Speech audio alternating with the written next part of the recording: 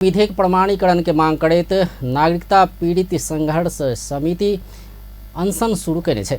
शुक्र दिन से समिति के अध्यक्ष इंद्रजीत साफी सहित नागरिकता विहीन सब विराटनगर में जिला प्रशासन कार्यालय आगा रेली अनशन शुरू कयने छै। अमन वर्मा, कृष्ण अग्रवाल, सीता दास, राधा पटेल लगायत अनशन में बैसल छै।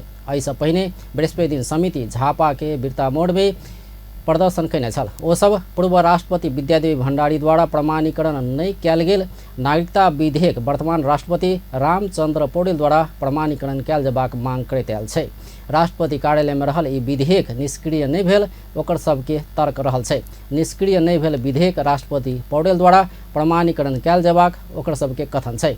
नागरिकता विहीन भेलासँ लाखों युवा समस्या भोगैत आयल कहैत तत्काल नागरिकता संबंधी समस्या समाधान कर ओ सब सरकार संग आग्रह करैत आबि रहल छै।